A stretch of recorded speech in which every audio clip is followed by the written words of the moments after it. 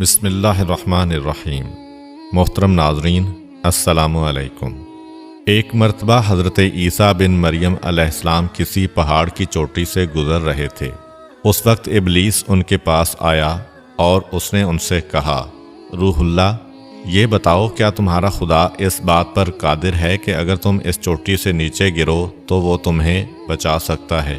حضرت عیسیٰ علیہ السلام نے کہا، جی ہاں، میرے رب کو یہ قدرت حاصل ہے۔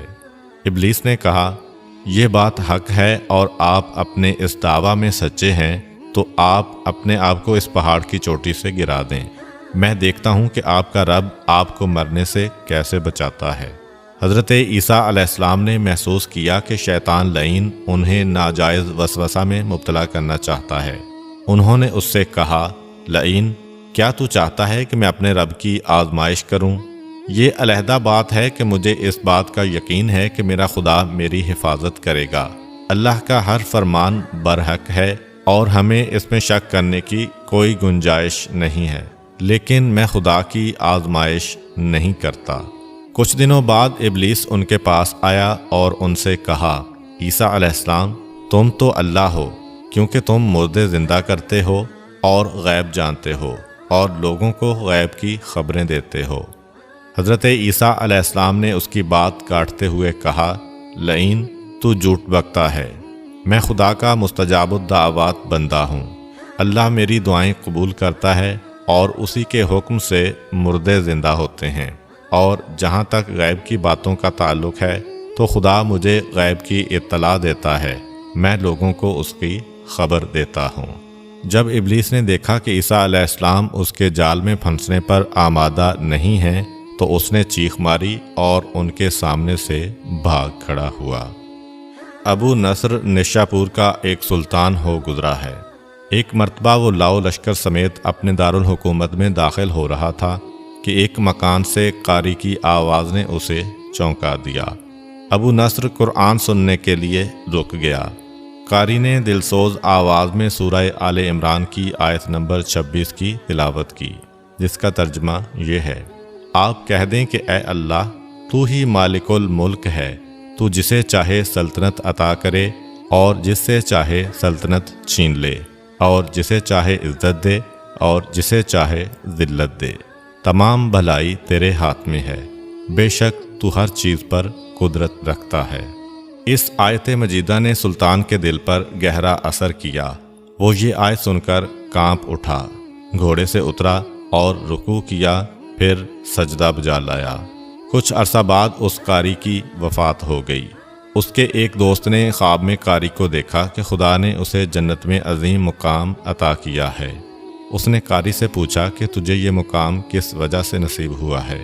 قاری نے جواب دیا، میں تو ایک بدکار اور گناہگار انسان تھا، میرے نامہ اعمال میں کوئی خاص نیکیاں نہیں تھیں، مگر اس کے باوجود خدا نے مجھ پر خصوصی کرم کیا اور مجھے یہ مقام عطا کیا، اور خدا نے مجھ سے فرمایا، تو نے دنیا میں ایک سلطان کو ہماری عظمت یاد دلائی تھی، اس کی وجہ سے ہم آج تجھ پر رحم کر رہے ہیں اور تجھے بلند مقام عطا کرتے ہیں۔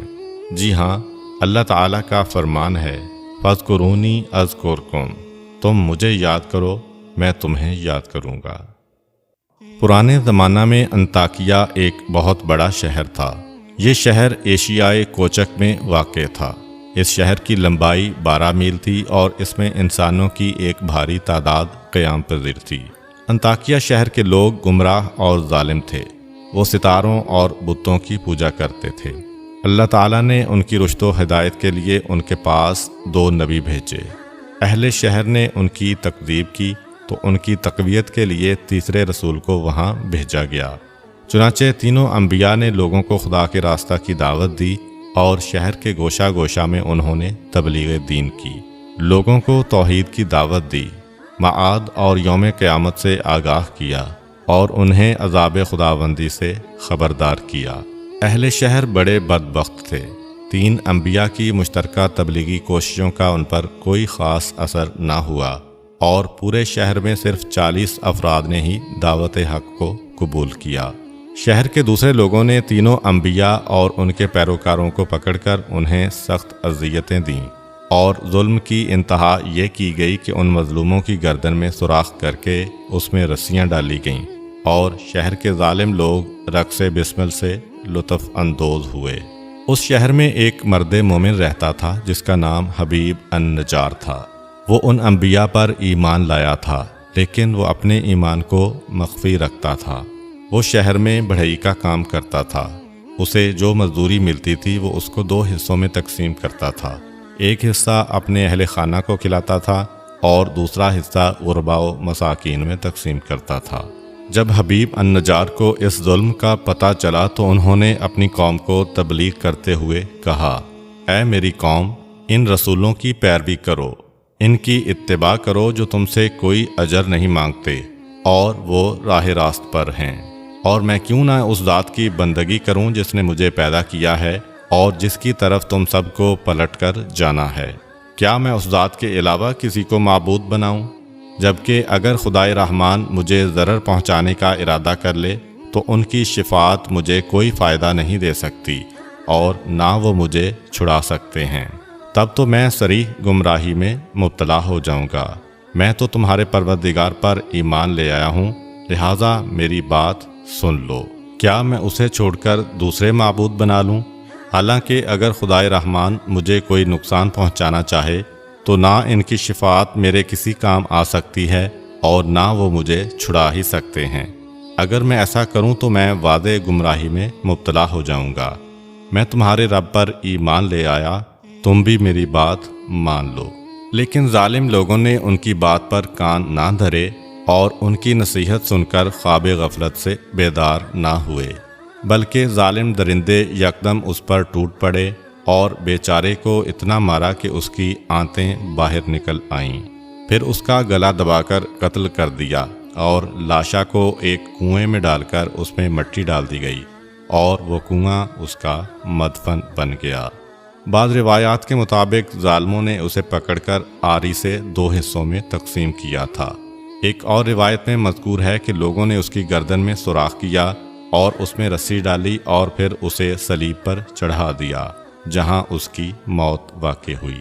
حبیب النجار کو موت سے قبل انبیاء دکھائی دیے تو اس نے یہ آخری الفاظ کہے، میں تمہارے رب پر ایمان لایا ہوں، میرے گواہ رہنا۔ اس کے بعد اس کی روح قفس عنصری سے پرواز کر گئی۔ اللہ تعالیٰ نے اس کی قربانی کو قبول کیا اور اسے عظیم ثواب دیا۔